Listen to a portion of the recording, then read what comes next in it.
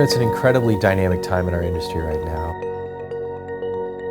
There's a lot of things changing in the market. I've never seen it as active as it is today. We're no longer operating the system that we did 75 years ago. Everything moves faster. We are at the emergence of a new and more complicated system. The demands on our system and the profile of how electrons are used have radically changed. It's an exciting time to be at Bonneville.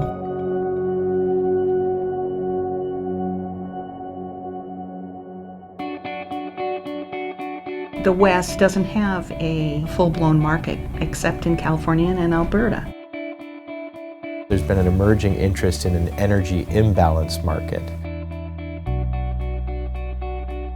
If we can find new ways to provide the energy and/or the capacity into our systems through a market approach, then by all means, if that's more efficient and better utilization of the assets that we have today, then we should be pursuing that. With the proliferation of more wind in the region, there undoubtedly will be markets that will mature over time and present opportunities for us to gain more value out of the hydro system, which is incredibly flexible and adept at being able to produce those types of products. Natural gas resources set the marginal price for electricity. Generally, that's why you see wholesale electricity prices follow the trend in gas prices.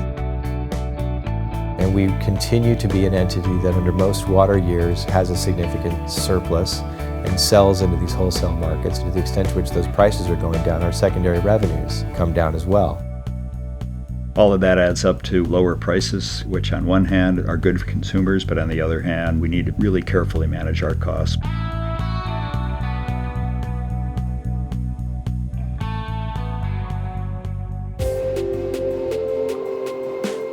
For the 80s, the 90s, even into the early 2000s, electronics was sexy. Utilities, that's boring.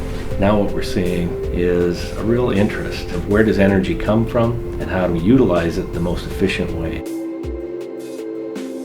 Technology creates both huge opportunities and risks as our economy becomes more digitized, as our utilities become more connected to each other and there's more interoperability. The amount of potential exposure and vulnerability to hacking and cybersecurity problems increases. We're bringing in thousands of pieces of data in a second. The amount of information that we have is just exploding. That sort of visibility is the kind of change that technology will bring. Technology has allowed us to automate some processes. We're able to pull data from the Cal ISO database so that we can look at their hourly prices on a historical basis, which helps with our market intelligence. If we listen to the new CEO of IBM, it's not what you know in the future, it's going to be what you share, and that's all about data. So there's a lot of new technology that helps us really pinpoint what exactly is going on the grid at any point in time.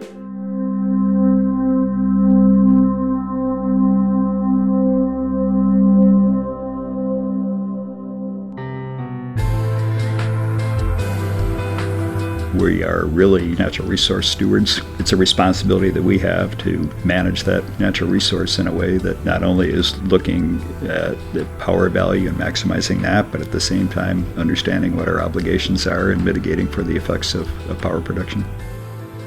Dealing with the impacts that the dams have had on the salmonid species has become the key driving factor besides flood risk management on the system. Responding to legislation that's aimed at reducing carbon emissions is a new development for us. Bonneville's really been a leader in marketing into California under their new cap and trade rules. Clearly, cybersecurity is going to continue to grow and develop, and it's something that we have to stay on top of. The Federal Energy Regulatory Commission is placing very, very high priority on renewables integration, new markets, transmission expansion, demand response, ancillary services, and they really operate under a sense of urgency and a sense of really wanting to see the nation make progress. And that has translated into some significant pressures on us. My hope is that the political policy leaders, along with the technology and utility leaders, will be able to find a way to have the correct generation operating on the system that creates the greatest benefit economically, as well as meets environmental and power interests, reliability interests. Well, many of us are familiar with the outage that took place in California, Arizona in September of 2011. It started with a simple event, and through a series of other gaps, it continued to grow, which resulted in millions of folks losing their power. And it happened within 11 minutes.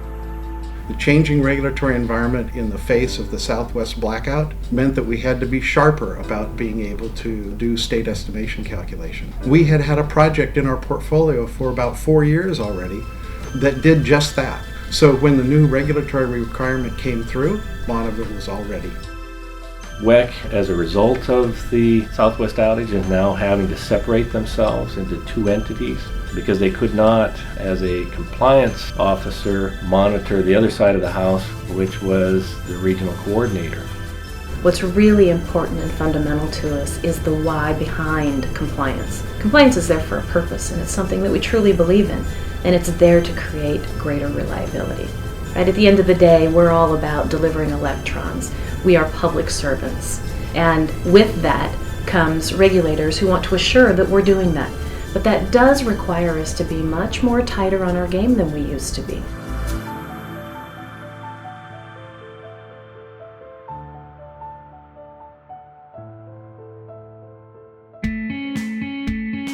The age profile and the pending retirement of the baby boomer generation in our industry as a whole is a major risk factor.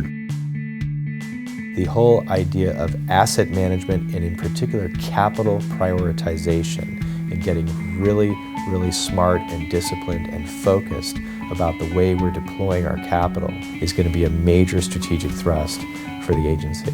Finding ways to increase our borrowing authority from the federal government, chances to do that in this political environment are very slim. We're going to really have to prioritize where we put our chips. We've been the backbone for the Northwest electric grid for over 75 years. And that's not just poles and wires and transformers, it's people. So that backbone we want to continue for the next 75 years. You can't just focus on modernizing the grid. You still need to make sure that you're maintaining the wires and the poles and the transformers and the relays that are the backbone of that infrastructure to ensure that when you need them to operate, they're there and they're functioning. We have very high technology industry that's coming in, and also an expectation on the people who receive our energy that it's not just okay to turn the lights on anymore. They want to turn the lights on and make sure that their Wi-Fi works and make sure that there isn't any interference in their high technology that people have in their homes and their markets. So the quality of power that we're putting out there is more important than ever. Because of aging infrastructure in both the hydroelectric system as well as the nuclear project, we are going to have to continuously increase the amount of investment that we're making to keep that core base supply of power available in the future.